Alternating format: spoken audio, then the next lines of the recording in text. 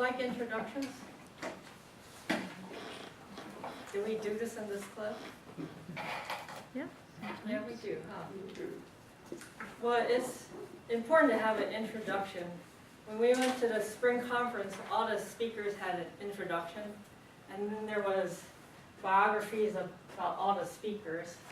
And then the keynote speaker was Donna, my relative. No, I'm just kidding. Her name is just part of mine. And her speech was on negotiation. And you can borrow the book.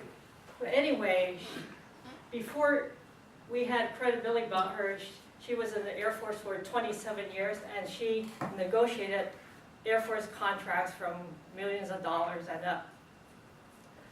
So she had a great introduction. When she first started, it was kind of late, but she went on to talk about negotiation and how important it is to ask for what you want and get it in writing.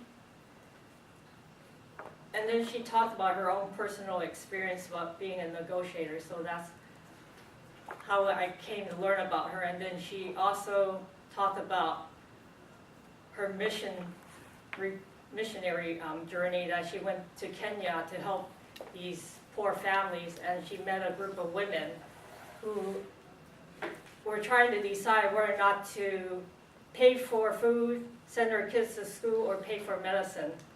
So she found out they were making beads for a living. So now her mission is to sell beads and get all the money from the beads and send it back to these women. And she goes back there every couple of years to help them.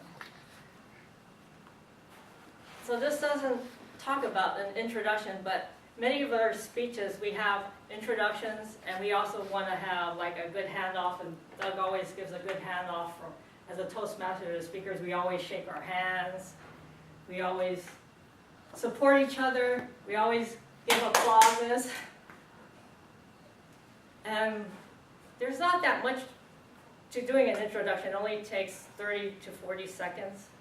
But it gives you a good general idea of what the speaker is about. And we do this well already. Many of the better speakers' speeches we already know because we've been Toastmasters so long, and it's kind of hard to stretch it out to 5 to 10 minutes. So I found that in an introduction, you give a little bit of the biography of the speaker, but also you don't say they're real good speaker or not. You let the audience decide on that.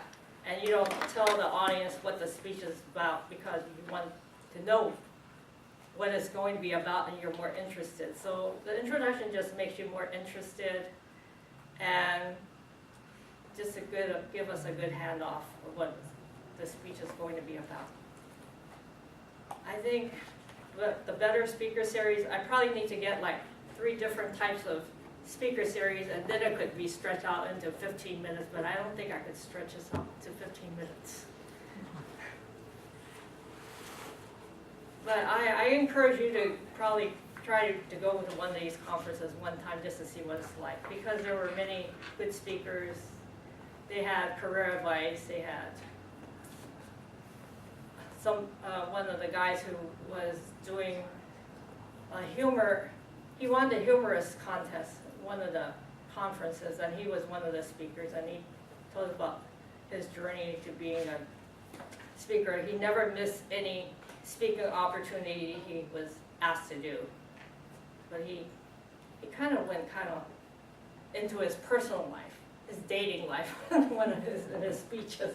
But so before his speech, he said, well, this is kind of a rated a speech. You don't take offense of it in any way, because he went kind of political and then he went into his personal life.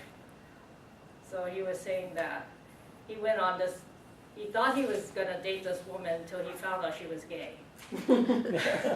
And then he said that happened to him about 2 or 3 times in 1 year. He said, what are the chances of that?